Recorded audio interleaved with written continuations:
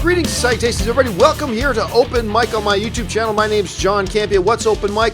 I'm glad that you asked. See, every day on the John Campea Show, we save a little bit of time for some live questions.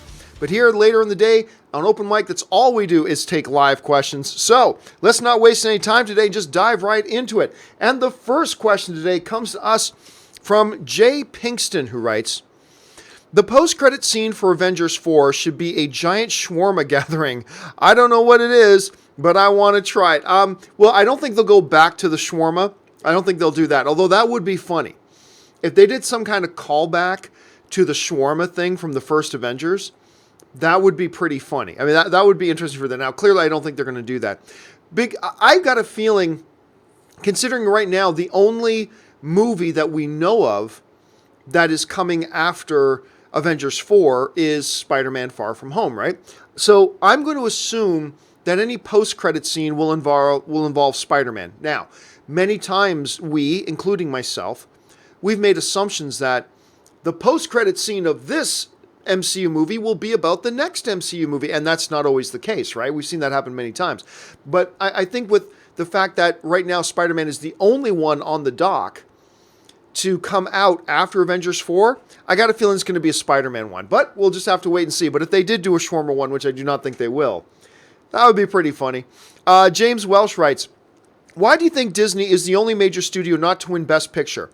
You think they would have, considering the classic films, but never have. Well, I'll be honest with you, James, I don't know if that's true. If that's true, that's really quite interesting. It's an interesting factoid. But it just goes to point out, winning an Academy Award is the most difficult, hardest thing you can possibly do. Because you can't just put out a great movie one year.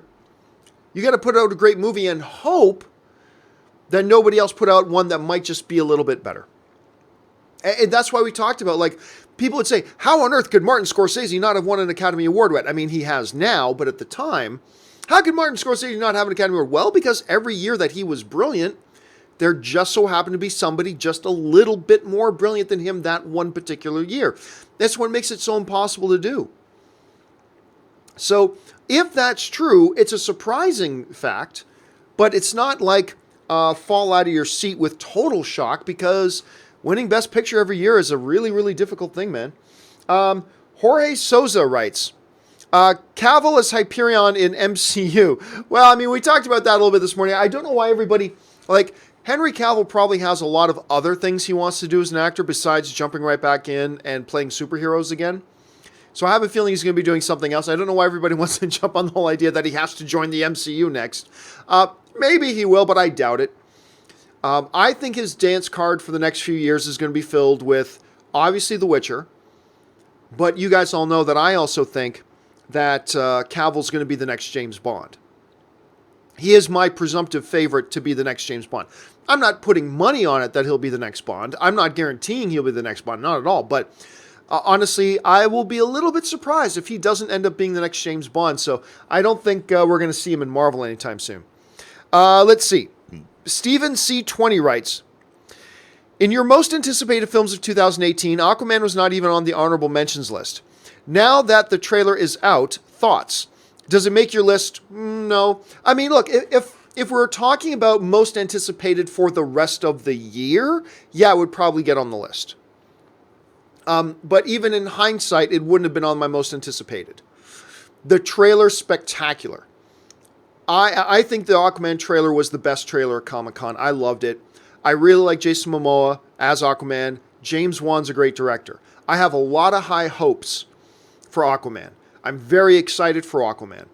But even in hindsight, no. If you were just asking me, would it be on like a top 5 most anticipated list between now and the end of the year? Probably. But for the year as a whole, no, it's not in my top 5. Not in my top 5 most anticipated. There were other films that I was anticipating more. But that does not mean I'm not excited about it and that I'm not anticipating. I am very much. You guys hear how much I talk about the damn thing.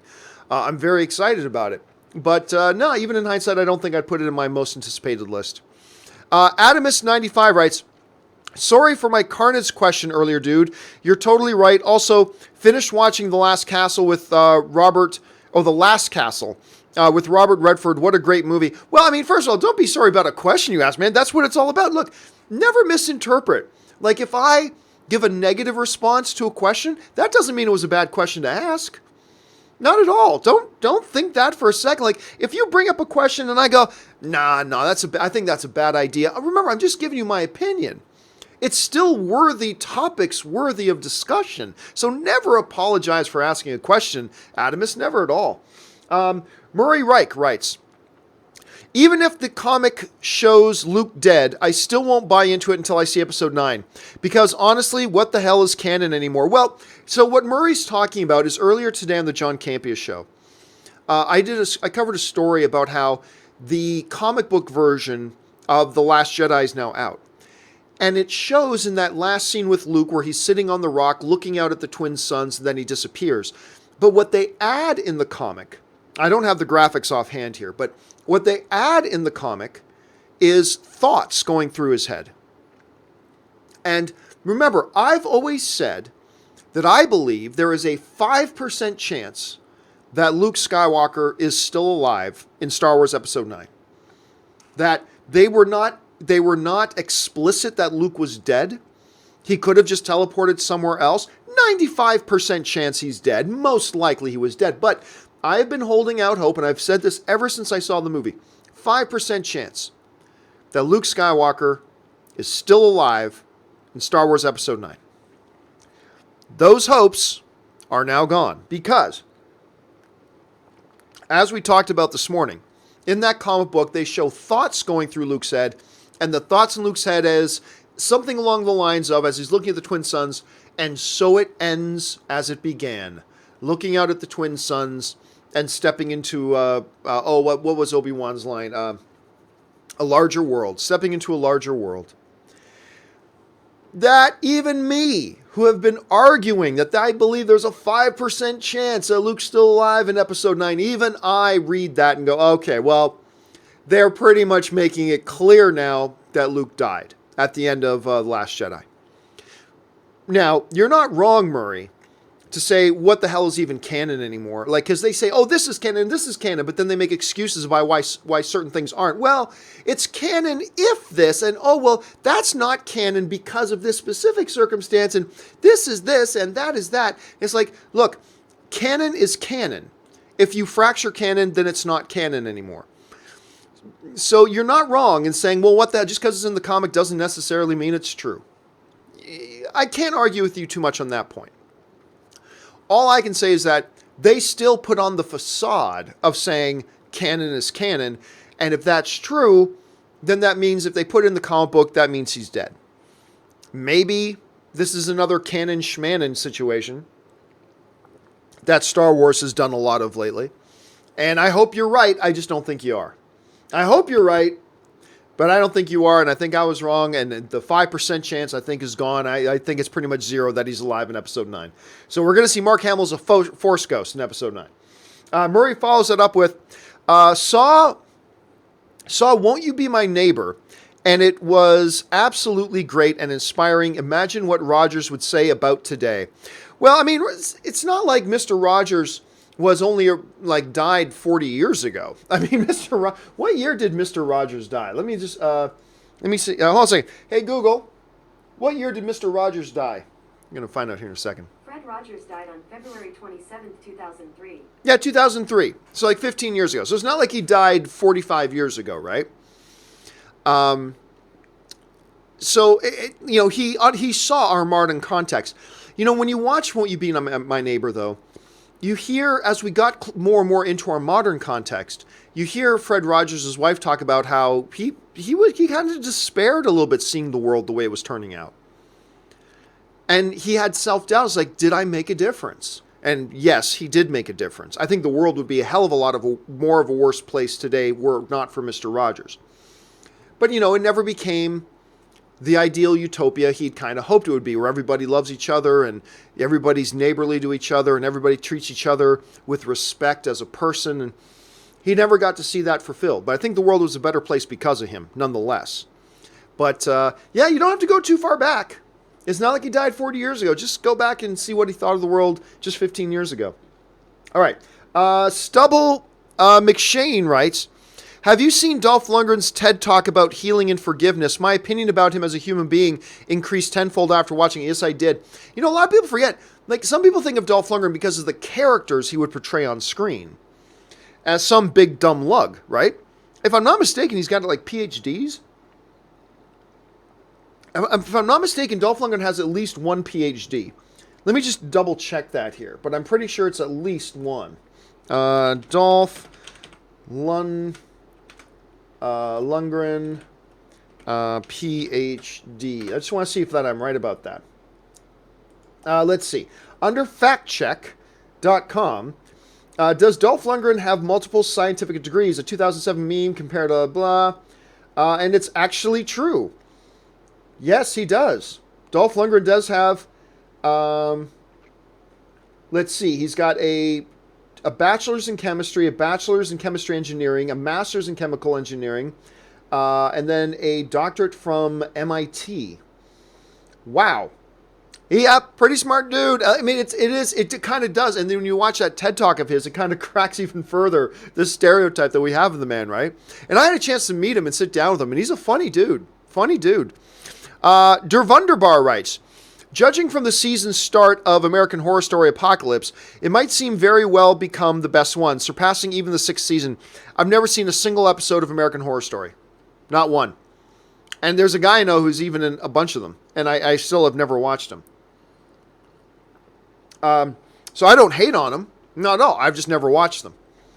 They've never seemed like anything I would enjoy, so I've never seen a single one, so I cannot give any comment on your thing, but I'm glad you're liking it. I'm glad you got a show out there that you're watching and you're enjoying that much. Luis writes, Cavill as Drax, Batista as Soups. Problem solved. Yeah, just send Batista over to the DCEU to play Superman. There you go. I love Dave, but I don't think he'd make a great Superman. I'll be honest with you. I don't think, and I'll be honest, I don't think Henry would be a great Drax either. I don't think he'd make a great Drax. But I don't know. Like, Cavill's a great actor, so he could probably, maybe he could be Drax, but he'd never shave off that glorious hair of his. No way. But Batista's Superman, I love Dave. I love seeing him in a bunch of movies, but I'll go on record and say I don't think Dave would make that great of a Superman. All right. Der Wunderbar writes, which Coen Brothers movie is your favorite? Well, that's kind of easy. I mean, there are many, many great ones, but to me, it's No Country for Old Men. It's just a breathtaking piece of cinema. And it's one of those movies that, like Man of Steel, I appreciate more and more every time I see it. And you know what? There's another one I want to mention as an honorable mention. And it's a Coen Brothers movie that most people say they don't like. Like, even Coen Brothers fans, they got this one movie of theirs, and they're like, we're not so big on that one. And I love it.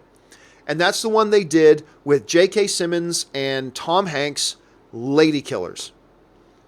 I love that movie. Waffles, madam, waffles forthwith. I love that movie. And I know most people don't, and that's fine. I'm cool with that. But I absolutely love it. But my favorite one probably to this day maintains No Country for Old Men. Let's see. Saburo Sensei writes, I watched Man of Steel and RoboCop this week. That's a good back-to-back.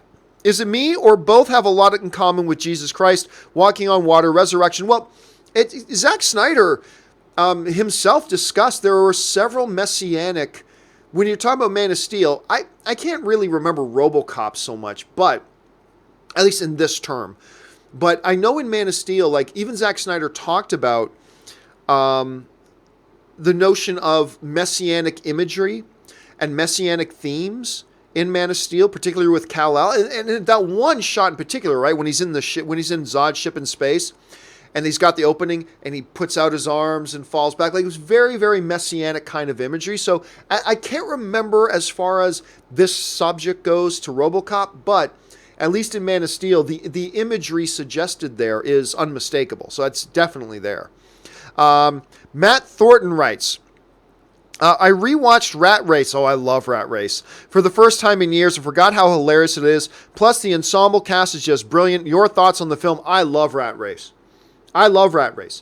John Cleese, Dave Thomas, Mr. Bean, Seth Green, on and on and on. It is a great cast. I think, is it Amy Smart that's in that? Anyway, it's a terrific cast. I love it. And Rowan Atkinson is so good. It's a race. The key is to eat lots of pasta. I love that movie. That movie's just funny beat after funny beat after funny beat. It's very quirky, but every time I watch it, I'm like, damn, it's entertaining. It's a damn entertaining comedy.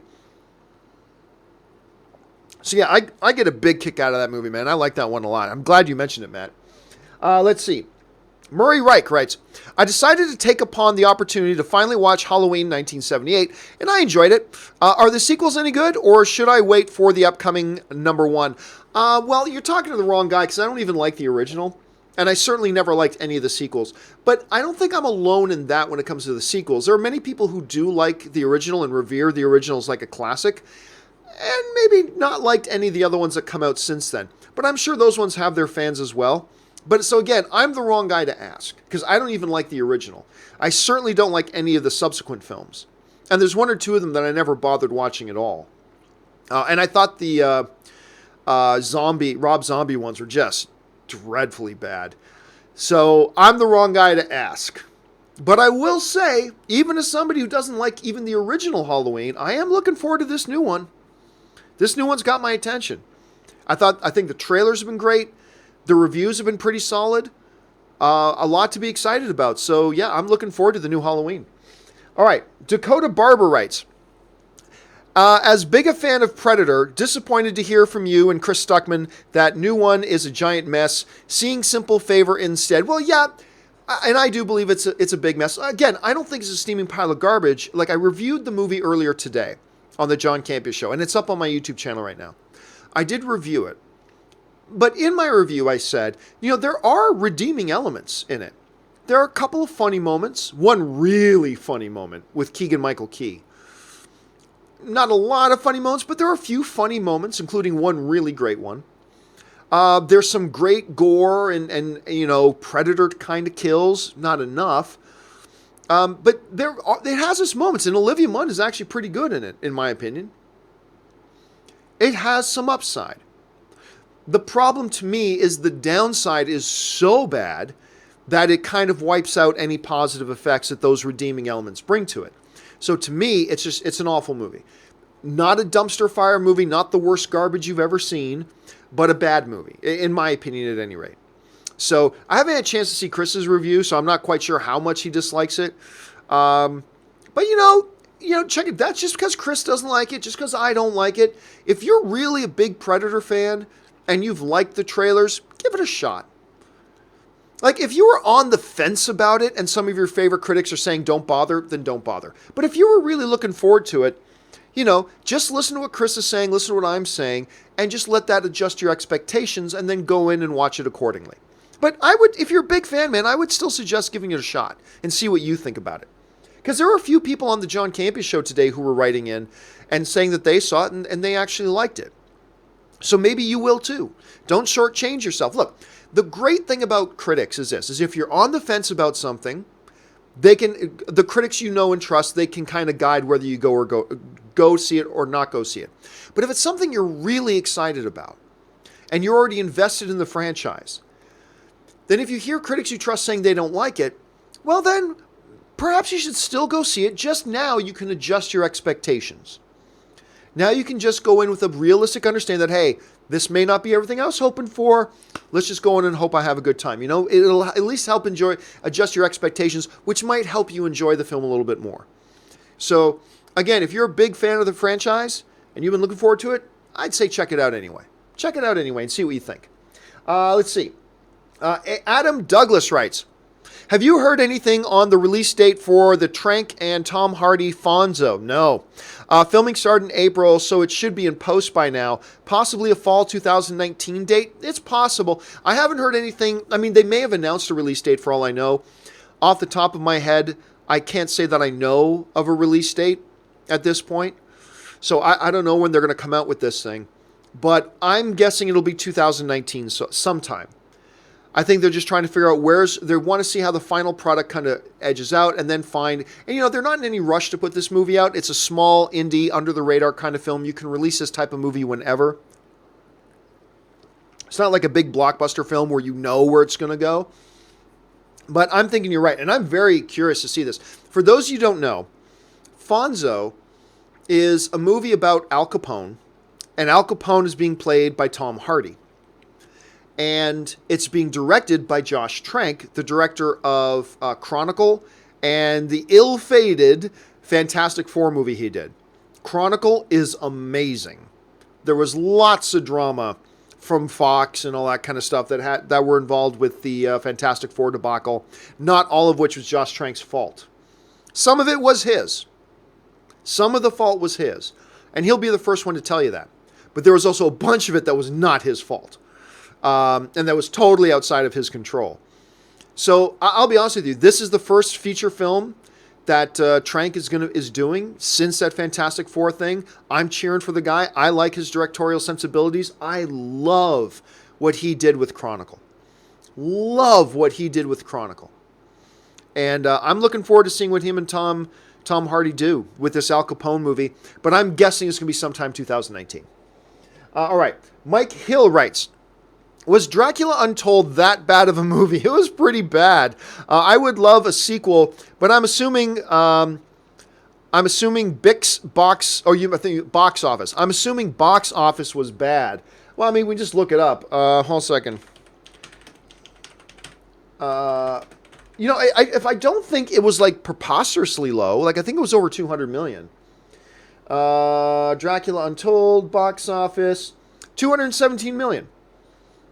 There are films that have done worse at the box office, but it was pretty bad. It was a bad film. Made $210 million on a $70 million budget, which guess what? That means it kind of came close to breaking even. So it was by no means a major flop.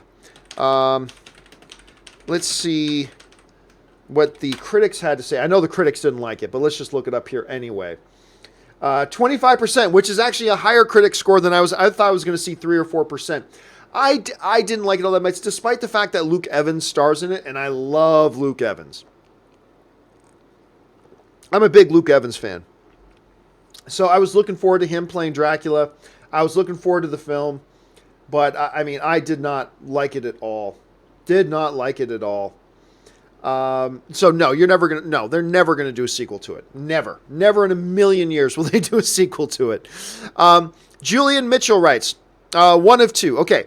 My favorite anime series, One Piece, is being adapted into a big live action TV series for the US by Tomorrow Studio with a budget of $9 to $10 million. By the way, I do not believe that number whatsoever.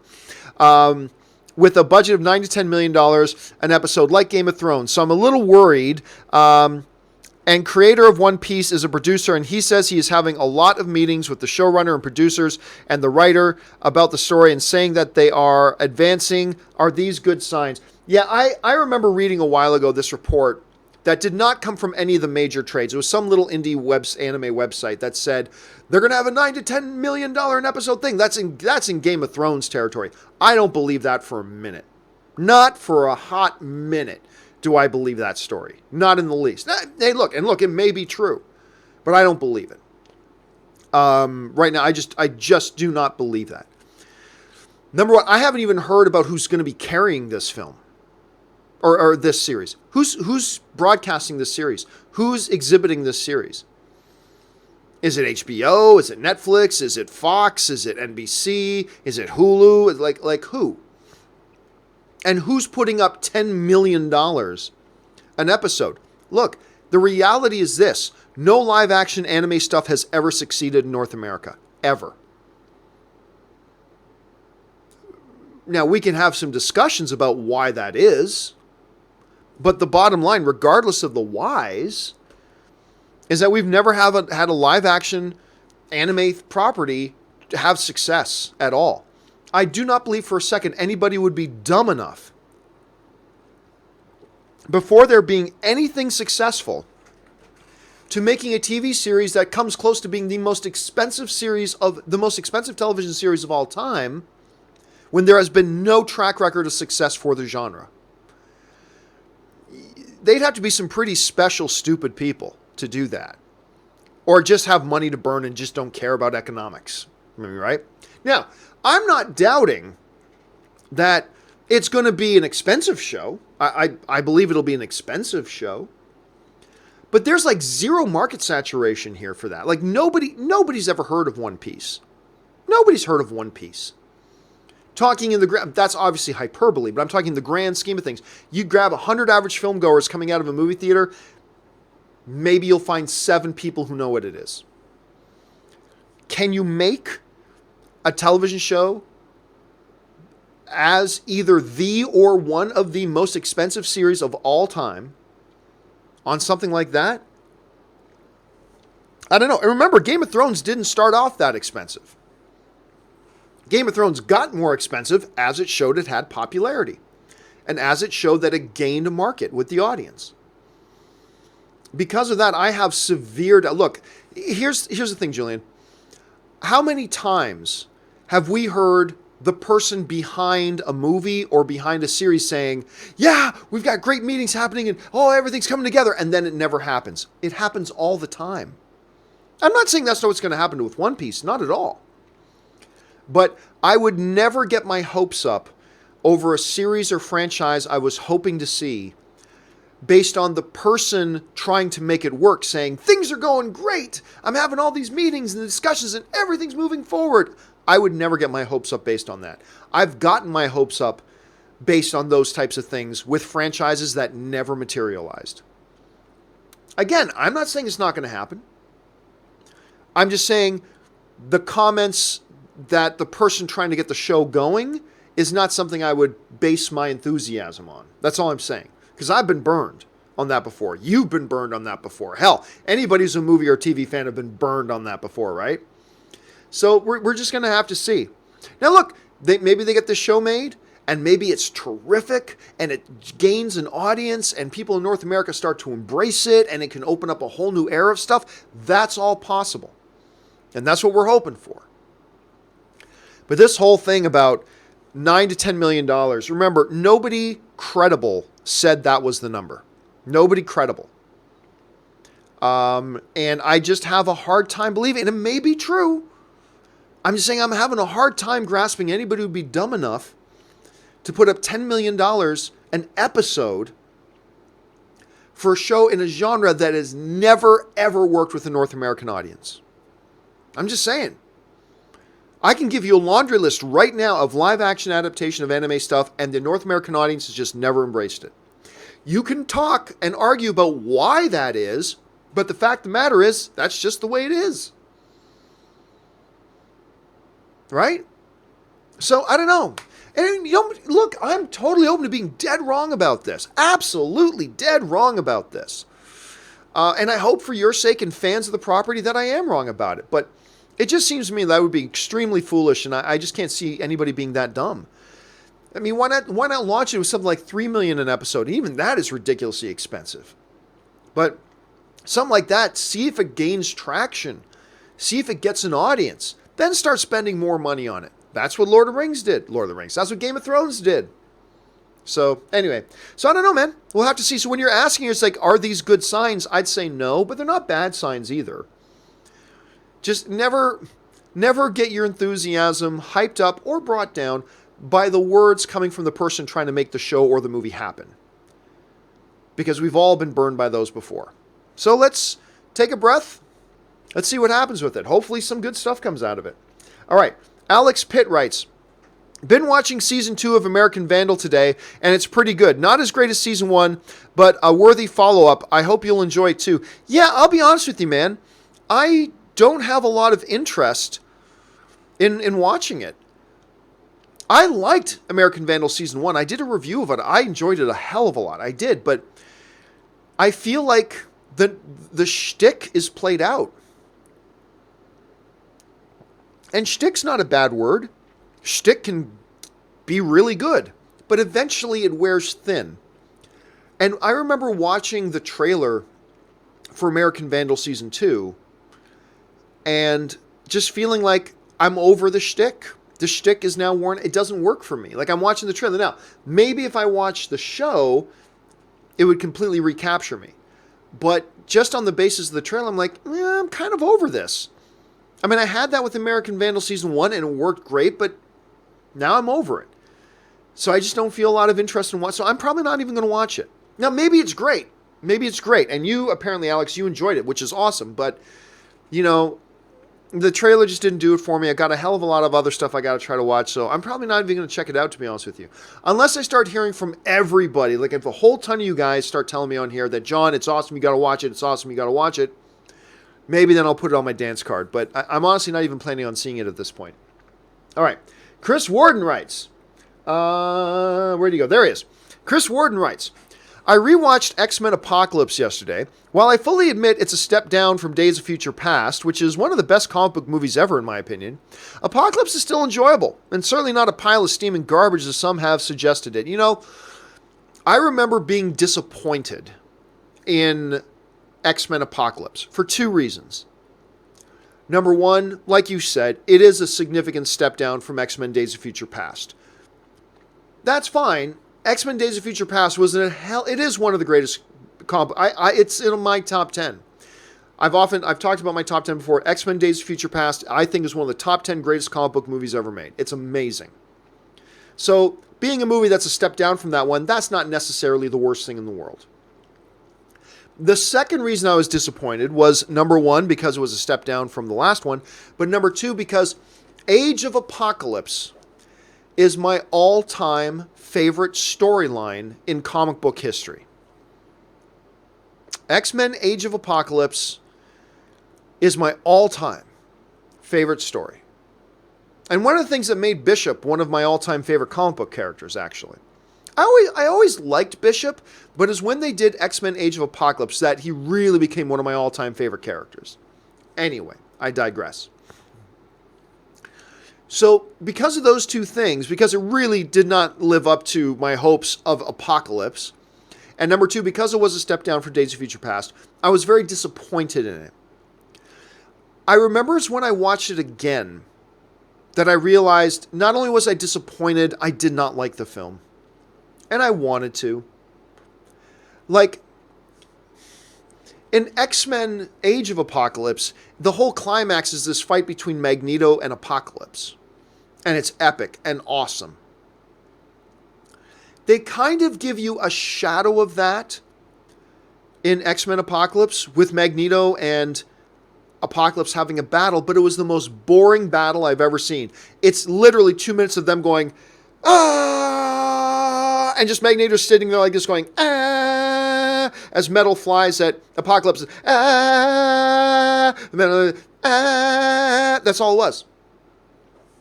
It was minutes and minutes and minutes, ah. So heartbreaking. A lot of the dialogue was bad. Apocalypse makes these outfits for his horsemen, and there's armor and blah, blah, blah, blah, blah. And then they get around to Olivia Munn, skimpy little outfit. I mean, granted, that's the comic books, but still, it didn't make any sense for the movie, right?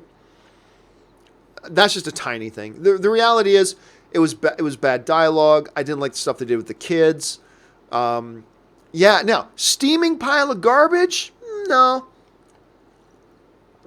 There was some fun thing. I like the opening sequence with Apocalypse and setting him up, and there's some very cool things in it. There are. Once again, Quicksilver kind of stole the movie a little bit. Not as much as he stole the movie in Days of Future Past, but Quicksilver, his moments were fantastic in it. It's got its redeemable moments, but yeah, overall, I went from being just like really disappointed in the film to then being like, not just disappointed. It's a bad film, in my opinion, at any rate. But hey, man, I'm glad you saw it. I'm glad you enjoyed it, and I'm glad you got a kick out of it. But I'm glad you liked it, man. I'm glad you did. All right, Ben Rayner writes, how good is Alice Eve in Iron Fist Season 2? She's actually one of the highlights. Like, to me, the best thing so far, I'm now 2 episodes away from finishing the season. The best thing to me about Iron Fist Season 2 is the relationship between Ward and Joy, the brother-sister relationship. Really like it. And I'm not just saying, oh, it's good when you compare it to how awful Iron Fist Season 1 was. No, it's legit good stuff. It's some good stuff, and I'm really digging it. And it's getting into the characters, and getting into some real crap, and I dig it. I really do. Alice Eve is another highlight for me. She's got this split personality, and she plays both of them just awesome. Just awesome. and I'm enjoying her in it. Look, again, I'm not loving Iron Fist season 2, but I'm kind of liking it a little, I guess. But it is a big step up from season 1. And you know, I said this before, but I'll say it again. All I can ask is like what I ask of my sports teams. If my sports team, one of my favorite sports teams, finished dead last one year, I don't expect them to win the championship next year. Just show me improvement. As a fan, just show me a little bit of improvement. You show me improvement, I'm cheering you on. I'm with you. Just show me you're taking steps in the right direction. With Iron Fist, look, all I can really ask is for them to improve on that dreadful season 1. And you know what? I don't know if I'm going to end up liking Iron Fist season 2 or maybe not liking it a little bit. But regardless, I can at least look at it and say it was a step up. It was an improvement. They took a number of things they did terribly in season 1 and improved them and got better. And if they end doing that, they end the season doing that, then I will look forward to season 3. I was not looking forward to season 2, but if you show me you're heading in the right direction, you'll get me on board for season 3. And so far, so good. Der Wunderbar writes, No Country for Old Men is possibly the Coen Brothers' finest production, together with Fargo and The Big Lebowski. Fargo is also amazing. I love The Big Lebowski and the dude, obviously. I don't hold it on that pedestal that some other film fans do. Like, I really like it. I'm not crap talking The Big Lebowski at all. I love that movie. I'm just saying, I don't have it up on that classic pedestal that a number of other people do, which is fine. It's still great. Fargo is awesome. I still remember the first time I watched Fargo. I was young, but I still remember the first time I watched Fargo. I'm like, what? Like the wood chipper and Anyway, I love that one. But yeah, like I agree with you, Der Wunderbar. My number 1 is still No Country. Patrick Conway writes, are Marvel able to make She-Hulk or Scarlet Witch movies with confusing rights issues with Universal and Fox? Do they have to wait until the Fox deal happens? No, they can make Scarlet Witch movies. Joss Whedon pointed out many, many, many moons ago that the two characters that can just be shared between Fox and Marvel are Quicksilver and Scarlet Witch. Those are the only two. That's it. Certain Skrulls can be here, certain other Skrulls can be there. That's a little bit confusing. But for the most part, the two characters that were that can both be used by both sides, Scarlet Witch and Quicksilver. So yes, they can do a Scarlet Witch movie if they want. Absolutely they can. She-Hulk, that's an interesting question. We know that, look, Marvel can make a She-Hulk movie, just like Marvel can make an Incredible Hulk movie. Marvel is totally free to make an Incredible Hulk movie if they want. The only thing is, if they make it, they have to allow Universal to be the distributor for it. Marvel is completely free to produce any Hulk movie they want. But if it's a Hulk movie, they have to allow Universal Pictures to distribute it. Marvel just doesn't want Universal to distribute their films. So they're caught in this catch-22. With She-Hulk, I don't know if She-Hulk's tied into that or not. I really don't. I don't know if Marvel would be totally free to make a She-Hulk movie. Well, first of all, they would be totally free to make a She-Hulk movie, but I don't know if that whole thing about Universal has to distribute the film, I don't know if that applies to She-Hulk too. I just don't know. I'm going to guess it doesn't, but I'm just guessing. Don't quote me on that.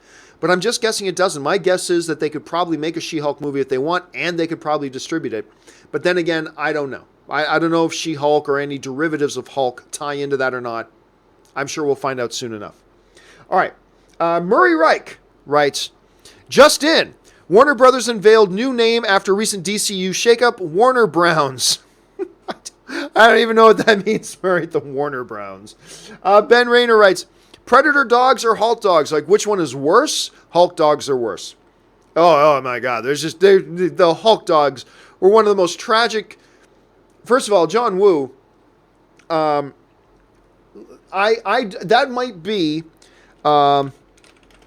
the worst directorial decision he has ever made in his entire life.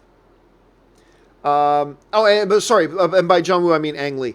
That might be the most awful, terrible decision, directorial decision, that he has ever made in his life. Those Hulk dogs were so irredeemably bad. Now look, the Predator dogs, they were bad. They start off not bad, and then they became completely horrible. But there were moments of upside to them, right? They still ended up being a terrible idea, but there were moments of upside. There was nothing remotely okay about the Hulk dogs, like at all. All right, let's move on here. Ben follows up with, any buzz on the Sisters Brothers? No, actually, I'm expecting something spectacular. And I think most people are. When you look at the director, when you look at the cast, when you look at who's involved here, I think we're all expecting something spectacular. You know, you got Riz Ahmed, you got Joaquin Phoenix, you got John C. Reilly. I believe Jake Gyllenhaal is in there as well. Let me just look it up here. Sisters Brothers. Here we go. So yeah, you've got, John C. Reilly, Joaquin Phoenix, Jake Gyllenhaal, Riz Ahmed, Rebecca Root. I love her a lot, actually. Rutger Hauer is in it. The great Rutger Hauer is in it. It's a solid, incredible cast, and it is being directed by Jacques Audiard, who has directed like a whole bunch of stuff that you've probably heard people mention, but maybe haven't seen yourself. Like a lot of French films and things like that, and you've probably heard them mentioned a few times, but he's been a really recognized guy, and a lot of people have been waiting for him to make his English debut. Nothing not to be excited about, man. Obviously, if the script got Joaquin Phoenix and Jake Gyllenhaal on board with it, it kind of tells me something. But no, I haven't talked to anybody, I haven't heard from anybody that's seen the film yet, off the top of my head. So as soon as I do hear anything, I'll let you guys know about it. Stubble McShave, I love that name, writes, new plan for DCU that can't fail. Let's make Superman gay and let him date Lois Cousins' Larry Lane. Well, I'm not quite sure that would work with anybody. That is, I'm a guy, and I know you're kidding around, Stubble, but it brings up a topic. I'm a guy who, because, remember, Superman is not white. Never forget that. Superman is not white. He is an alien organism who looks like he's white. And there's a big difference. Superman is not Caucasian. Superman is an alien entity who looks Caucasian. That's a big difference. And the color and pigmentation of his skin has nothing to do with the core, essential, important pillars of the DNA of who that character is.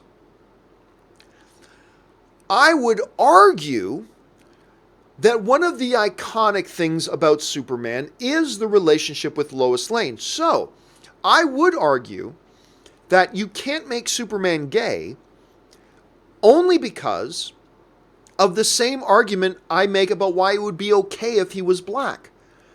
Because what Superman's skin appears like, because again, Superman ain't white. He's an alien organism who looks like he's white. But that's not, so the pigmentation of skin, not a core essential element to who he is. One of the foundational understandings of Superman is you think Superman, maybe you think Lex Luthor, but a lot of people, Superman association, Lois Lane. That's what that is a core essential part of the DNA of the mythology and the story of Superman is Lois Lane. So, it's because of those core essential elements to the character that I think, hey, it's perfectly fine if he's black. But it's not okay if he's gay because that kind of rubs up against the wrong or pushes out of the way a strong foundational thing about the traditional mythos of Superman. So on that level, I would have a problem. If it wasn't for the Lois Lane thing, I wouldn't care. I really wouldn't care. But just because of the Lois Lane thing, I did, and that's exclusively it. But anyway, that's just my thought on it. Mason Kackman writes, The Fugitive is such a great movie, so good. Probably my favorite Harrison Ford movie. The sequel, on the other hand, not so great. Yeah, the sequel wasn't wonderful. The sequel they did without Harrison Ford, but they had Tommy Lee Jones come back and Wesley Snipes starred in it. It's just Tommy Lee Jones hunting after another innocent fugitive. But I agree. Aside from anything named Indiana Jones or Star Wars, it's, yeah, Fugitive is my favorite Harrison Ford film. And Harrison Ford has done a hell of a lot of really good films, not named Indiana Jones and not named Star Wars. But yeah, that's the one easy for me. It's The Fugitive. And guys, if you haven't seen The Fugitive, watch The Fugitive. She was killed by a one-armed man. Find the one-armed man. Anyway, Chris Warden writes, Luke's torpedo blast into the Death Star's exhaust port was just a distraction. It was really Dom Toretto driving his Charger into the main reactor while yelling family that really caused the explosion. Oh, and by the way, it wasn't, the Emperor didn't die from Vader throwing him down the pit. See, what happened was, in the extended edition, Vader throws the Emperor down the pit, but he survives. He survives the fall. He uses the Force and just slows his fall and he lands on his feet and is like, all right, now I'm going to go back up there and kick their asses. And then you hear Dominic Toretto's voice going, no, because they're family. He turns around, Dominic Toretto beats the Emperor dead with his monkey wrench. Boom, boom, boom, boom. And yeah, he uses that to bludgeon him to death. And that's when the explosion all happens. So yeah, not a lot of people know that. Now you learned something new today. Thunder Knight writes, it just baffles me that the same studio that gave us Harry Potter and the Dark Knight trilogy doesn't know how to handle the DCEU. Well, I mean, look, Warner Brothers is more... See, a lot of people are so myopic. Like, they think Warner Brothers, all they know... I mean, there are a bunch of movie fans that all they know is comic book movies, and all they care about is comic book movies. You need to expand your horizons a little bit. But... So when they think of Warner Brothers, all they think of is the DCU. And they go and then they get mad at some things the DCU does, and they go, Warner Brothers sucks. No, Warner Brothers is an awesome studio. They are smart and they know what they're doing with a hell of a lot of their films. And they've won a lot of their movies won lots of Academy Awards, and they're very smart and blah, blah, blah. I think more than anything else, look, the problem is this. Because Kevin Feige and the MCU have done it well, everybody just thinks, oh, it must be easy. It must be easy to do these superhero movies and cinematic universe films. It must be easy.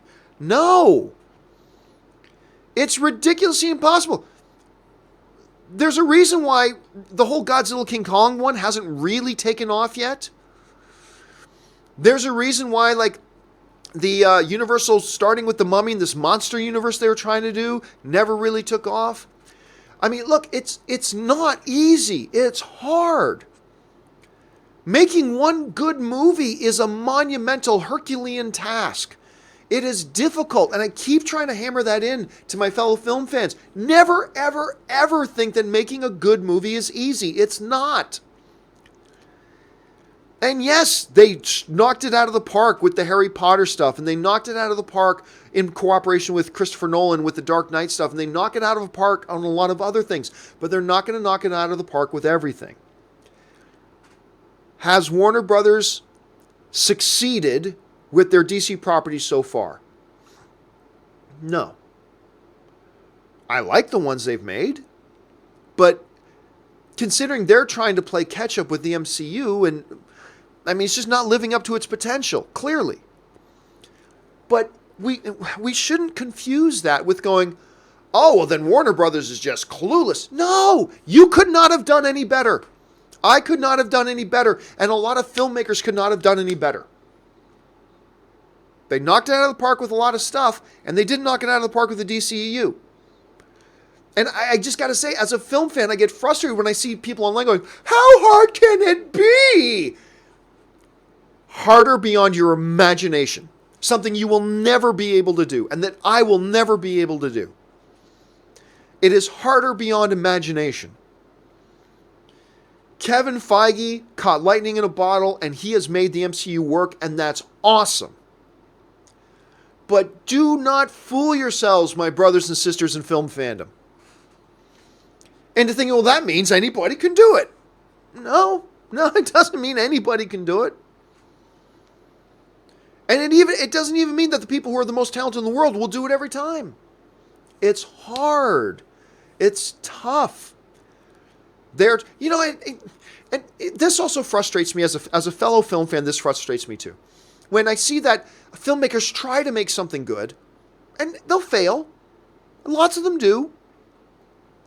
And then people go, oh, they just don't care about the property. Because if they cared about it, they would have made it good. No, look, I know filmmakers who poured their life and blood into a film they really believed in. I know a couple, actually. Poured their life and their blood, their sweat, their tears, their passion, their enthusiasm, every ounce of talent they had, and poured everything into it, invested their entire life into this project they believed in, and it didn't turn out well. Because it's hard. Wasn't because it's not easy. And it wasn't because they didn't care. It isn't because they didn't want it to succeed. It's because it's monumentally, horribly difficult. Thousands of athletes train to try to qualify for the Olympics and then get to the Olympics and then run that 100-meter race. But guess what? Only one guy's going to do it. It's hard to win a gold medal at the Olympics. Do you go to the guy in second place? Oh, well, you just clearly didn't care. Yes, he did. You just didn't try. No, he tried. He poured his life into doing that. It just wasn't important enough to you. Yes, it was. And at the end of the day, he didn't win the gold. That's just because it's almost impossible to win an Olympic gold medal. Not because he didn't try, not because he didn't care, not because he didn't really want it to work. Yes, he did. Or she did. In all three of those categories. But it's hard. Has DC done some stupid things? Has Warner Brothers done some dumb things while handling with all this stuff? Yeah, they have. Yep. Yes, they have. From the top, with Kevin Tsujihara, all the way down to Zack Snyder, to anybody else. There have been mistakes made. I just wish we as film fans would never go, oh, it's because they didn't care. Yeah, they cared. They wanted it to work. For passion as artists and for profit as business people, they wanted it to work. They wanted to make more money. They wanted to create something that people would celebrate and love. They wanted to. And it hasn't worked out the way they had hoped. But I think we as film fans, once again, reveal sometimes our ignorance over just how hard it is to do it in such a way that people celebrate it and love it and come out and support it and all that kind of stuff. It's hard. It's real hard. So, anyway, that's my whole thing on that, guys. All right. Dead Dog Productions writes, I don't care about the reviews. My friends and I had the time of our lives watching The Predator. Tonight we watched the first one for the first time. Oh my God. Well, look, all I'm going to say is this, Dead Dog. If you liked this Predator movie, and I'm glad you did, but if you like this Predator movie, oh my God, you're going to have the time of your life watching the original. I can't believe you haven't seen the original. If you liked the one they got out right now, buckle up, dude. You're about to have a frickin' awesome time. Watching Jesse the Body and Arnold and Carl Weathers, Apollo Creed himself, and that true original Predator, man. You are about to have the time of your life. Seriously, I'm envious. I am totally envious right now. Ben Rayner writes, do you think Luke ever got the power... What about the power conversion? No, he never had the chance, man. Him and Ben, he was taking Ben back and then find out his aunt and uncle died and then he took off, never got him back. Then I think he was probably going to get some off of Biggs, but then Biggs died. So, no, Luke never got him. Sad story.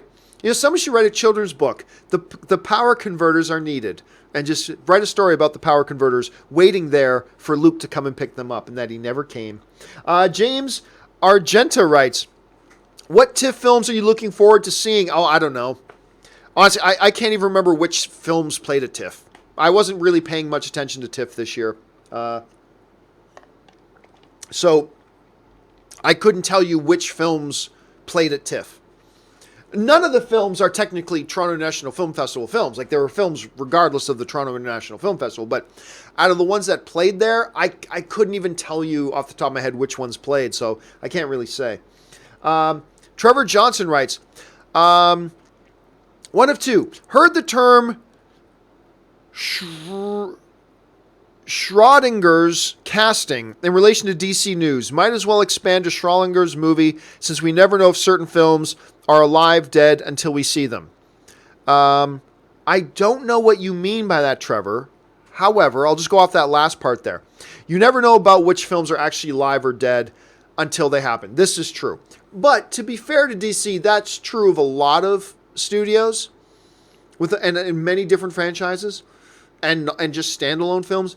How many times, like every day I get somebody send me a question. Seriously, I get like over 100 emails a day. And every day there are questions. What happened to this movie? And what happened to that movie? Totally understandable, right? Because there are so many movies that get talked about and announced like, oh, so-and-so's writing a script for this movie. But it never got to the point where it got greenlit.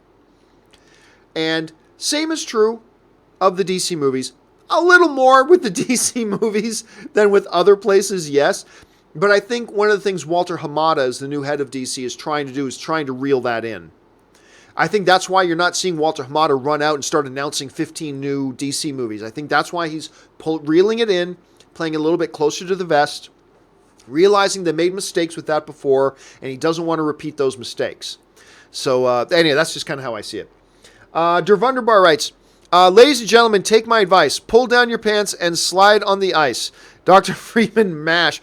I was very, very, very late to the game with the MASH. I didn't watch MASH until I was like in my mid-20s, I think. So good. Such a good movie. And you know, I put up on Twitter the other day my top 5 best musical themes for TV shows of all time. And somebody mentioned, because I didn't put MASH on that list, and somebody mentioned it to me and it made me pause. It's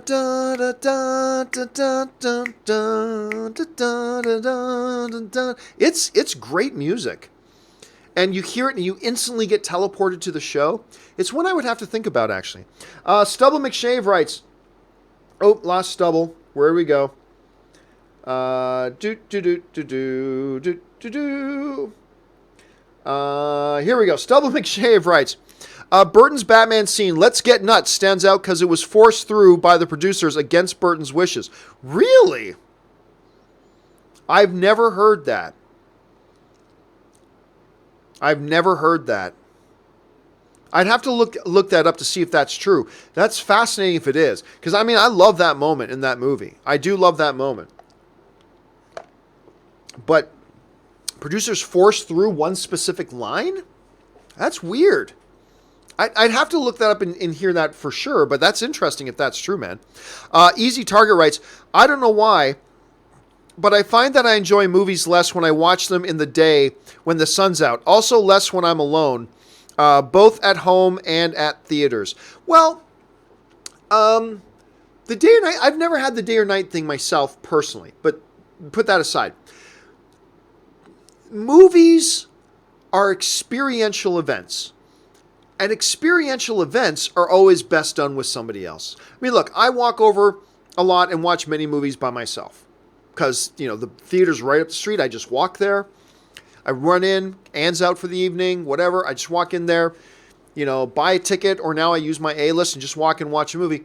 And I like movies just fine by myself. I do. But movies are experiential events, and experiential events are always best when you get to share them with multiple people. With one or multiple other people.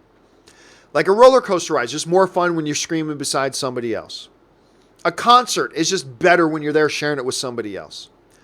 You know, all these things. Go-karting is fun when you're doing it with somebody else. Sex is just better when you're doing it with somebody else. But, so yeah, I totally get it. I do. Like, look, I can totally enjoy a movie by myself, no problem. But there is something a little bit better when you get to share that experience with another person, even when the movie's bad. So I totally get where you're coming from, Easy Target. Let's see. Murray Reich writes, John, what should I do? 5 movies open on the week of December 21st, and A-list only is 3 per week. Yeah, good luck. This is one of those situations where I'm glad I have A-list and Cinemia.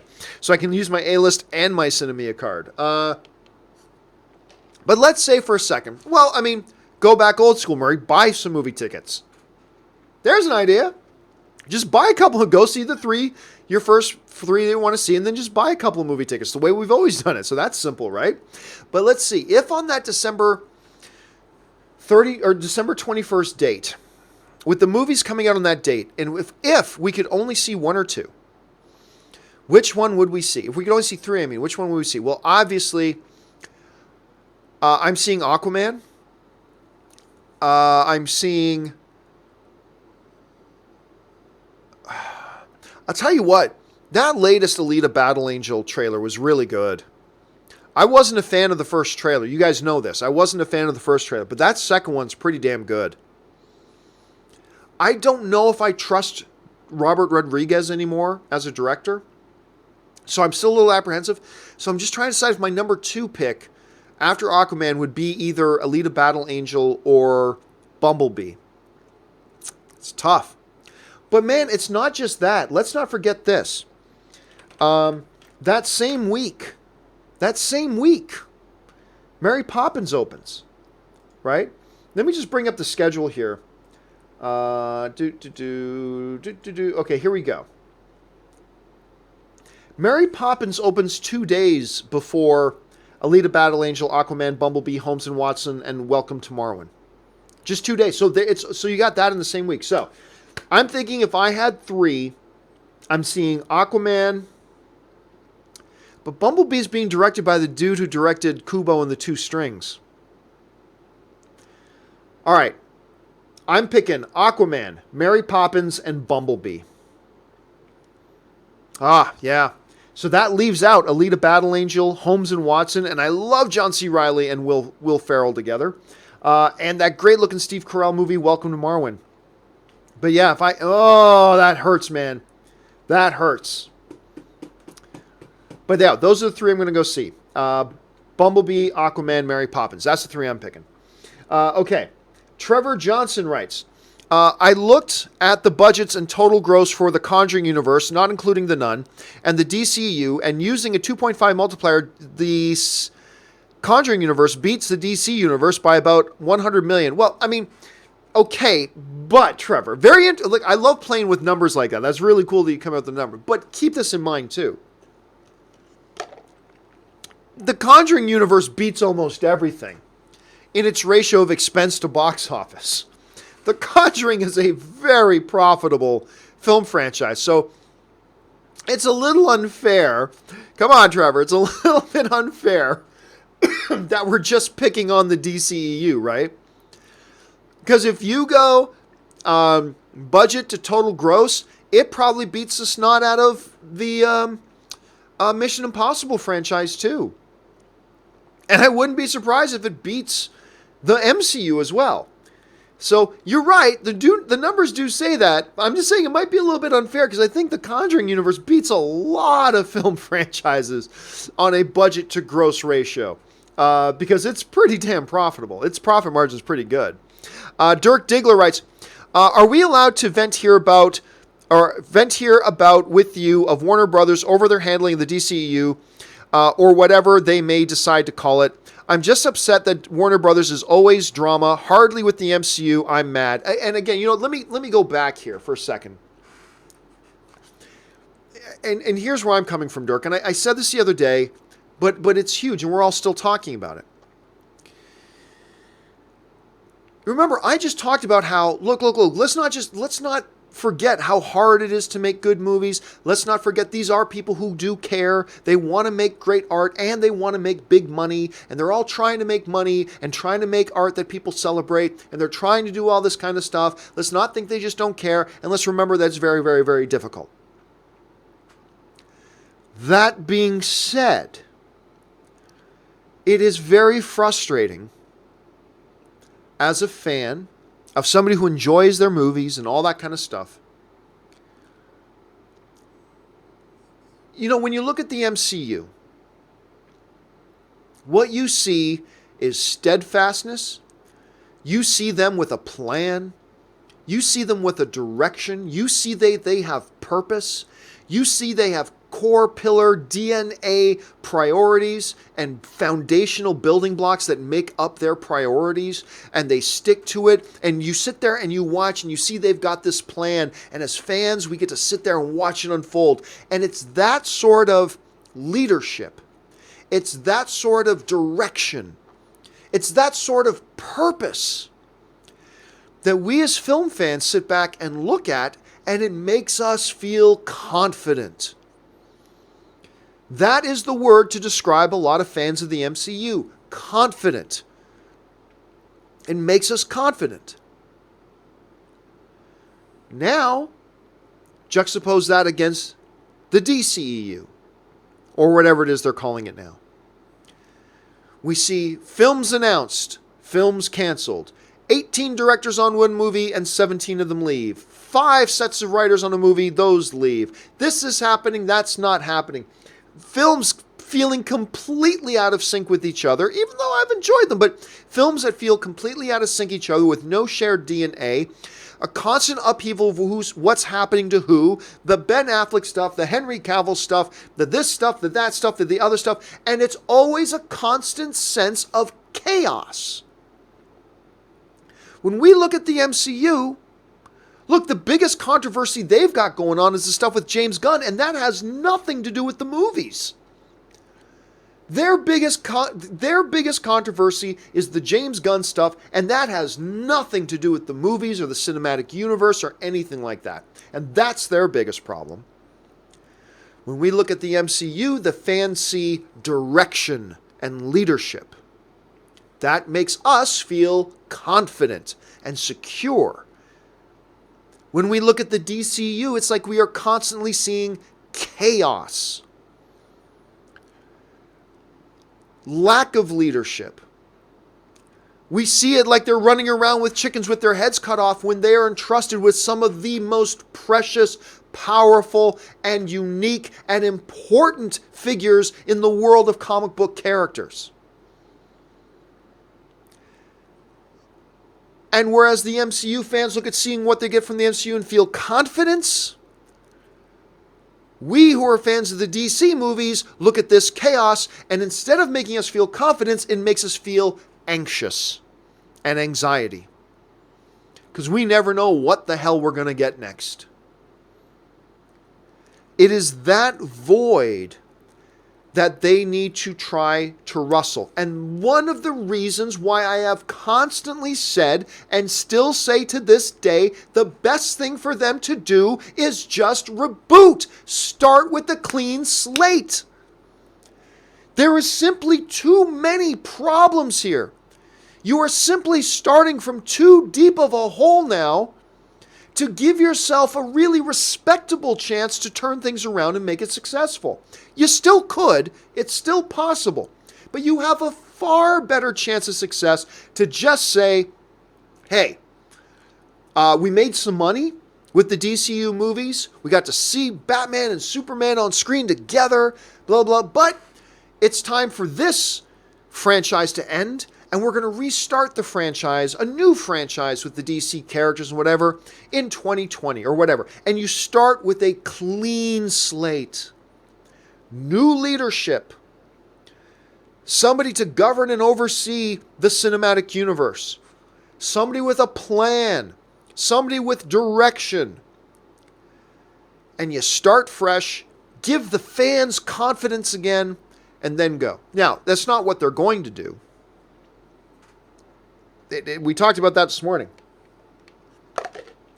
It looks like that's not what they're doing at all. They're not going to do that, and fine, whatever. But that's why I've said they need to do it. Because there is so much chaos. They've already dug themselves a hole. We as fans are so bewildered with what we've seen from them that fewer of us showed up to see Justice League than any other DCU movie. So, Dirk, I get why you're mad. Let us not write it up to them they don't care. Yes, they care. They didn't try. No, they've tried. It's just not important to them. It's important to them. But they have and continue to make these same mistakes over and over and over again, to the point that they need to realize the best thing to do now is just to rip the page off, throw it away, and start with a clean page. Anyway, that's how I feel about it. And so I totally, Dirk, I get your frustration, man. I totally do.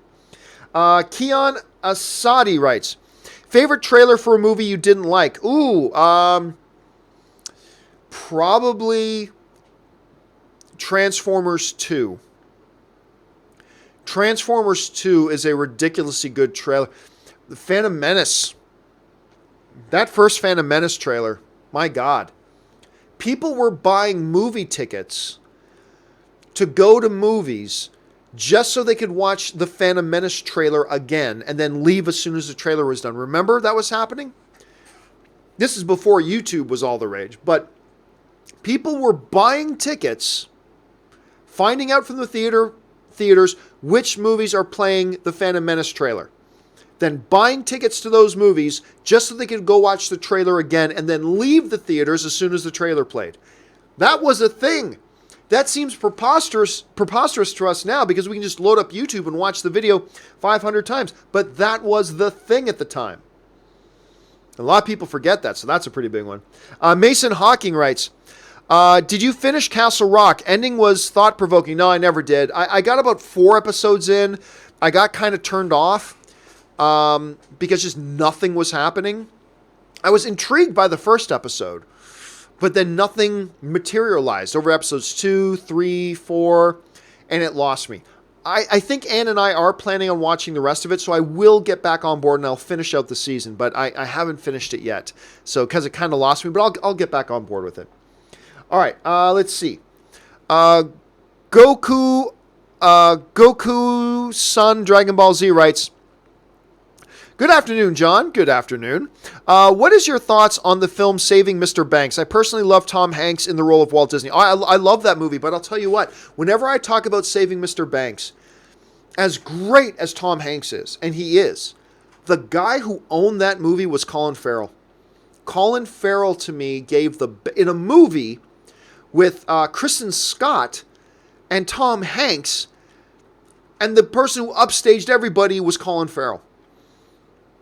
Colin Farrell, I believe, and I campaigned for it, I believed he deserved a Best Supporting Actor nomination that year. I still stand by that. I believe Colin Farrell deserved a Best Supporting Actor nomination for his role playing Mr. Banks in Saving Mr. Banks.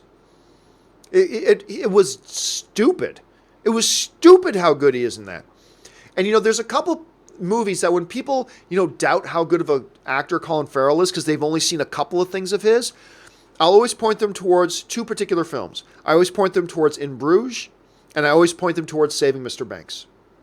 Because Tom was great in it, Kristen was great in it, but it was Colin Farrell's performance in it that really was shocking and really eye-opening.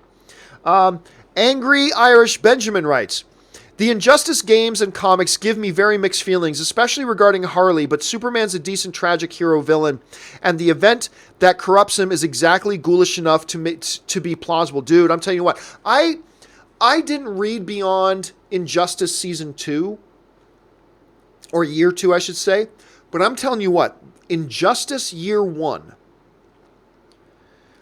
the series in which Superman makes his turn and all that kind of stuff, is one of the best written comic books I have read in years.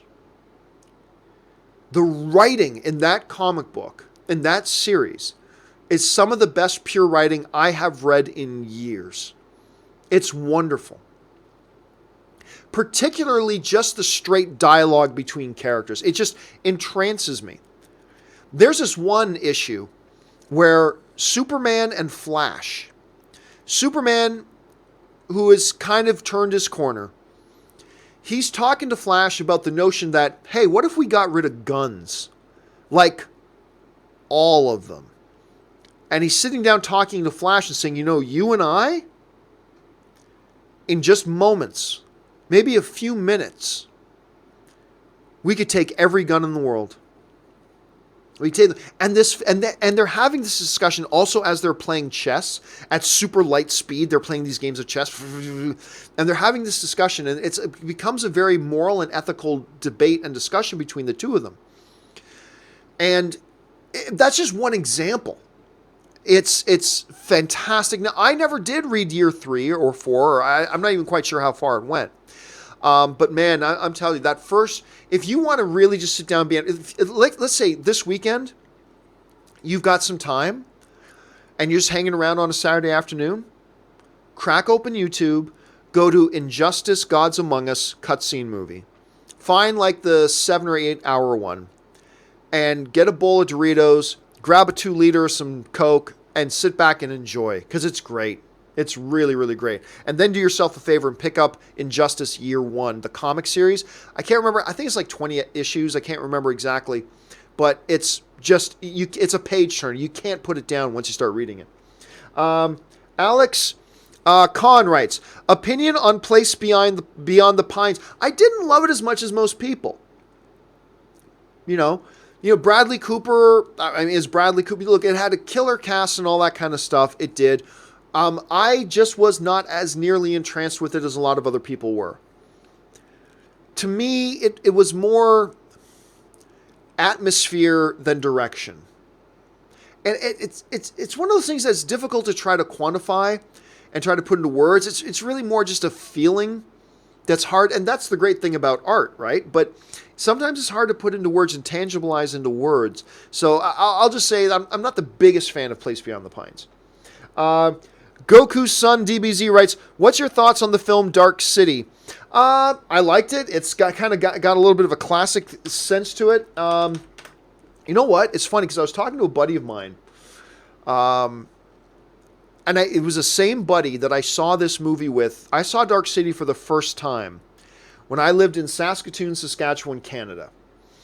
And I watched it with a buddy of mine. And it's got Rufus Sewell, who, by the way, is one of the most tremendously underrated character actors in the business. And he's great. And I think William Hurt's in it too. And anyway. And it's funny because I didn't really watch it since. And then this buddy of mine that I saw that with, he still lives up in Canada. I was talking to him, or we were communicating back and forth just a little while ago. And that movie kind of came up. So it's kind of intriguing that you would bring that up right now. It's not one that stands to my mind a lot, or not one that I particularly think of very often, to be honest with you. Keon Asadi writes, Dolph doesn't have a PhD. He dropped out. Well, that's fine. I just looked at a thing that said he had one from MIT. But hey, websites can be wrong, right? So maybe the one you're looking at is wrong. Maybe the one I looked at here was wrong. Who knows? Curtis Lopez writes, did you know Disney has won the worldwide box office since 2015 and going?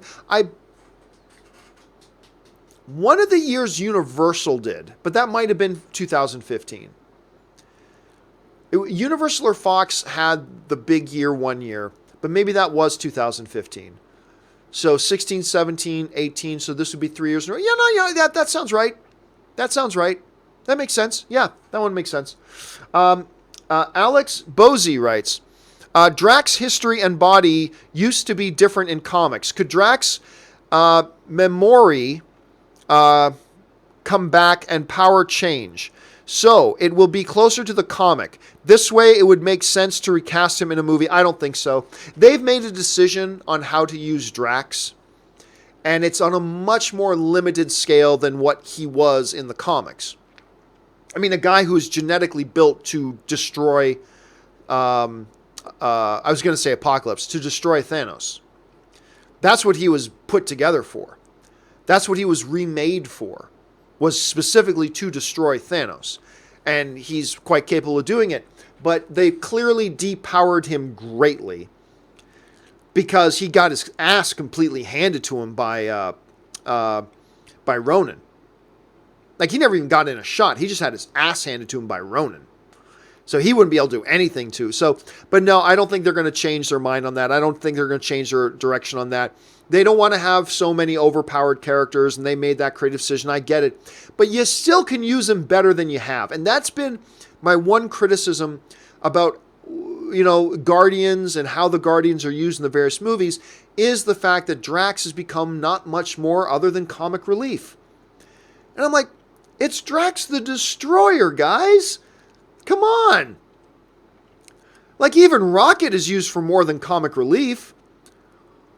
Like, he's Drax the Destroyer. But I don't know. I don't think they'll ever give him the power type of levels that we've seen in comic books. I don't think they're ever going to do that. Eli the Creative writes, I was hoping that Ben would be Batman to show that Gotham has history. Will Smith Joe. I don't understand what that means. Because in the 90s, Batman was most popular. Couldn't you imagine longtime friend Matt Damon was cast as Two-Face and Angelina as Catwoman? No. No, I could never see Matt Damon going in there to play that or be a part of that. Look, but, I mean, you and me are on the same... I still have no idea what you mean by Will Smith and Joe, but everybody knows, I've said it till I was blue in the face, Ben Affleck, I think, is the best Batman we've ever had. Not that Ben Affleck's Batman movies have been the best Batman movies. That's clearly The Dark Knight. But I believe the way Ben Affleck played the character of Batman, he gave us the best rendition of Batman that we've ever had.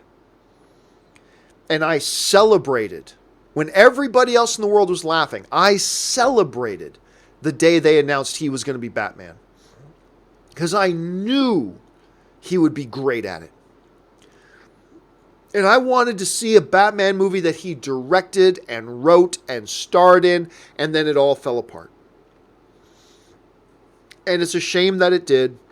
It sucks. It breaks my heart. Now look, actors are replaceable. I have no doubt then whenever Matt Reeves finally decides on who his Batman is going to be, first he's got to get a finished script, which he still does not have.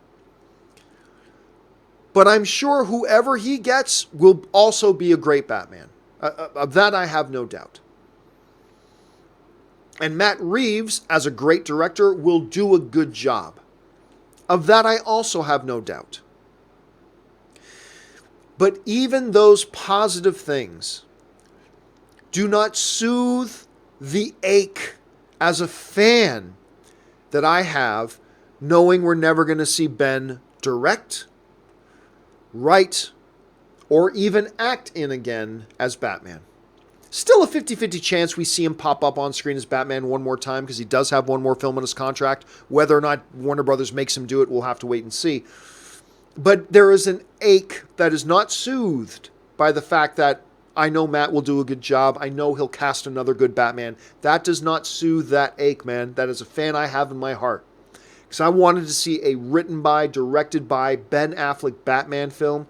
And the other day we saw from that one DC director saying it was the best Batman script. Ben Affleck's script was the best Batman script he had ever read. I have no doubt that's true. It just breaks my heart, man. Just breaks my heart, Eli. It just kills me. All right. Roman Spectre writes, Doc Ock or Vulture? Ooh, Doc Ock. Vulture was great. Vulture was great in Spider-Man Homecoming. I love Michael Keaton's Vulture. But Doc Ock is one of the main reasons why Spider-Man 2 was, for a time, the greatest comic book movie of all time. There was a time that I thought Spider-Man 2 is the greatest comic book movie of all time. It's still to this day is in my top 10 greatest of all time. The way they gave depth to that character, the way they gave dimension to that character. I loved Vulture and Homecoming, but I'm going to go Doc Ock. Alexander Kent writes, could David Bowie / Under Pressure cameo in Queen Pick? Well, I don't know how to say this subtly. You do know David Bowie's not with us anymore, right? So the chances of David Bowie cameoing in the Queen picture is 0. Could they have somebody play David Bowie? Yeah, you could do that. Could they feature the song Under Pressure? Yeah, that could. But if you're asking, could a David Bowie have a cameo in the Queen biopic? I don't know. Maybe you just forgot that David Bowie isn't with us anymore, so I'm not really sure. Subtle McShave writes, Rafe J., writer of Wheel of Time TV series, had a 2-hour Q&A with fans on Twitter. 400 replies. It's not greenlit yet. Do you think Q&A increases chances of green light. Oh, hell no. No, not at all. Look, this thing's either going to happen or it's not. 5 people answered on the Q&A or participated in the Q&A wouldn't have decreased the chance. 500,000 people on Twitter would not have increased the thing. 400 is certainly not going to do squat. So, I'm not saying that it is unlikely that this thing gets made. I'm just saying that the response to an online Twitter Q&A will in no way positively or negatively affect whether or not this show is actually going to happen. It's either going to happen or it's not. But no, the amount of replies and responses he got on Twitter is, look, I could put out, I've done Q&As before. I've gotten like 200-300 replies in like an hour or less. But that doesn't mean I'm close to getting something greenlit by a major studio, right? So this show could very well happen. Or it could very well not. All I'm saying is a Q&A session on Twitter is not going to increase nor decrease the chances of it happening. It's either going to happen because of the real important facts about it, or it's not going to happen. So we'll have to wait and see. Recruz writes, why do studios interfere so much in movies? I mean, it's like saying to directors, here's my car, do what you want, paint it, change the tires, but don't drive it. No, see, that's another misunderstanding. I think it really shows a lot of people who do not understand the film industry. Every movie has involvement from producers. And the producers, in many cases, are working for the studios and whatnot. All film is a collaborative effort. Look, here's the analogy I often give, okay? I can hire an interior decorator, right? I can hire an interior decorator and say, hey, you're the interior decorator, blah, blah, blah, but, you know, you're coming into my house for work that I'm paying for in a house that I got to live in. So I am trusting you as the director in, you know, doing the interior decoration of my house. But ultimately, it still has to be what I want. I'm paying for it. I got to live in it. And I'm going to take a lot of your advice. But you might come to me and say, I'm going to do this wall purple. And I'm going to go, whoa, time out. I don't want a purple wall. Yes, but my vision is to have a purple wall there. Well, okay, that's great. That's great. And you're doing a great job with everything else. But I'm paying for this. I got to live here. I don't want that wall purple. You are treading on my artistic vision. I'm paying for it. It's my wall. And I'm trusting you to do a lot in here. But I do not want that wall purple. So don't, and you're damn right, he better not make that wall purple. When it comes to the movies, remember, the movies don't belong to the director. They belong to the people paying for the movies. And that's why it's important that studios sit down and talk with directors and make sure they're on the same page before they start working on it. But look, listen to Peter Jackson talk about how he and the studio worked together to make the Lord of the Rings films. Listen to Joss Whedon talk about how he and the studio, in this case Kevin Feige, how they work together to make those movies. Movie making is a collaborative effort. And you know what movie did not have any studio interference? They just let the director do whatever he wanted to do? Mother. And that movie fucking sucks. That sucks. It's not, studios are not interfering. It's their movie. And they want to collaborate with. And all the problem here, though, Recruz, is that all we ever talk about is the times when something happens in a movie and it didn't go right and it was something that the studios wanted. That's when we talk about studio interference, right? But all the times it makes for a great movie, we never talk about that. We never talk about that. But I guarantee you, your favorite movies, all your favorite movies, unless one of your favorite movies is Mother, but all of your favorite movies, the studios worked with the director. You know, give the director most of the leeway, but there are going to be certain things. Look, Marvel films, Kevin Feige interferes That's the thing. When it's a movie we don't like, we call it interference. When it's a movie we like, we call it cooperation and teamwork. But Kevin Feige interferes on every single Marvel movie. Even Black Panther, which he gave Ryan Coogler a hell of a lot of freedom. But he sat down with Ryan Coogler and said, here are some goalposts. Here are some boundaries. You can't do this. You can't do this. Make sure that this happens and make sure that this happens and don't do this. Other than that, do whatever you want in there, but here is some of my direction. Right? And then Coogler was free with those boundaries to go out and do it. But that's still Feige interfering. You do because whenever you put all the power in one person's hands with no accountability and no one to answer to and nobody that has the ability to rebuff them, you get the prequels. That's what you get.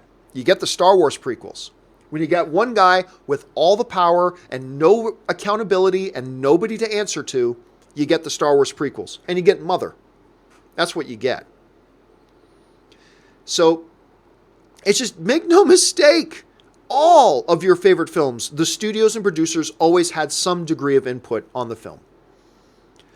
And the same is true of The Lord of the Rings, the same is true of Avengers, the same is true of all the MCU movies, blah, blah, blah, blah. And it's their movie. It's the studio's movie. The director's not paying for the movie. The director's not putting, except for in some very, very, very, very, very, very, very, very, very rare circumstances. It's not that the director's not putting up his cash. It's somebody else's money. Guess what?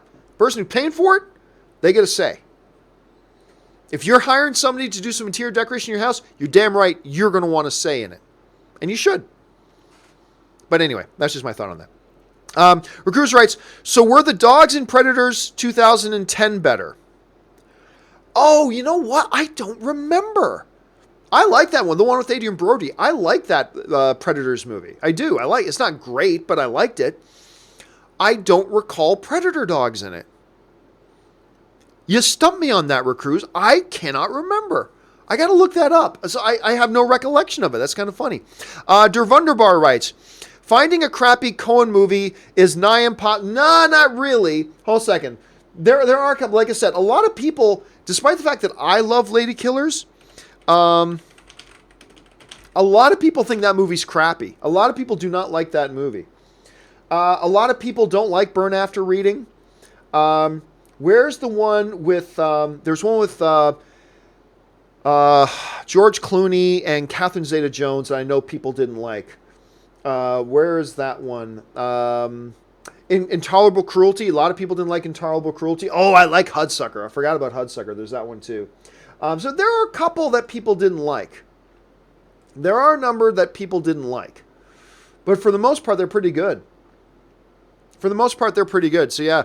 Gambino Drives writes, remember the Triple H movie, The Chaperone? Oh, vaguely. Hold a second. Let me see. Oh yeah, 2011, The Chaperone.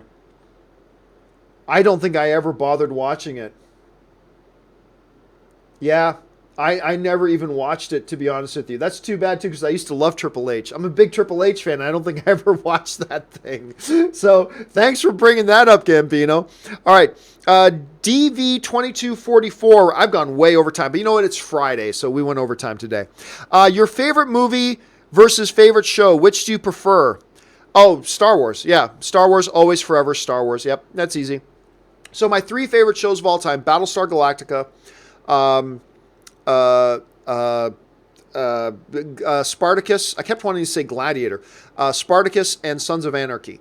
I like Star Wars more than all those, so that's easy. Star Wars movie. Let's see here. Did I miss one? No. Okay. Speedfire writes, Lion King only does 800 million. Failure? I see. Oh no. Anybody who would tell you that a movie, any movie that makes $800 million at the box office is a failure is a fucking idiot. Just a straight up idiot. Just a straight up moron. No. Lion King making $800 million is definitely not a failure by any stretch of the imagination. You would have to be the epitome of a driveling idiot to try to spin whatever agenda you're bringing to the table to try to forcibly make it look like that would be anything less than a stupid success. And so, no, absolutely not. 800 million, a failure. Give me a break. Now look, Justice League financially was not a failure. It at least cracked even. And the only reason that around $650 million that we can't consider it a big financial success is because they spent so many hundreds of millions doing all the reshoots. It ended up being a vastly more expensive movie because of all the reshoots and stuff like that, blah, blah, blah. But look, under normal circumstances, even Justice League, while a disappointment and still while the lowest grossing of all of the DCEU films, 650 would have been, you consider that a financial success. You straight up consider that a financial success. It's just the fact that it ended up costing them about $300 million to make the movie because it had all the reshoots. That threw the economics off a little bit. But even if, Lion King had to spend that much money, which they're not, I think they had like $150 million budget, something like that. 800 million is a stupid success. Der Wunderbar writes, I still remember the first time I watched Predator, I was so wowed. Oh yeah, man, it's just crazy. Because I remember hearing swearing and feeling guilty that I was being allowed to watch this movie.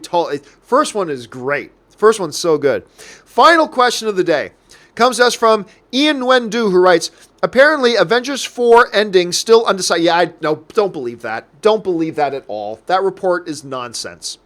Do not believe that for a second. Don't believe that for a second.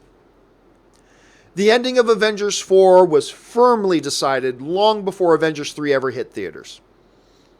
So I don't believe that one little bit. Not one little bit do I believe that. Anyway, guys, that will do it for me for today's installment and the final installment this week of Open Mic. Thanks so much for being here, guys. I hope you guys have an awesome weekend. Do something fun, whatever. Look, you want to go see Predator? Go you see Predator. Don't worry whether I liked it or not. If you really want to go see, you go see Predator. The important thing is here, guys, do something that's fun for you. If that means going out to a football game, go watch a football game. That means going to see 3 movies, go see 3 movies. If that means having some quiet time finally to yourself this week, you can kick back, pick up a good book and read, then you do that. I just want you guys to have a good, fun, safe weekend. Charge your batteries and get yourselves ready for next week. That will do it for me for now, guys. Thanks a lot for being here. It's been an honor, as always, guys, having you guys here, getting to talk and debate and discuss movies. I love it. Thank you for participating, and thank you for being a part of it. I'll talk to you guys next time, and until then, my name's John Campea. Bye-bye.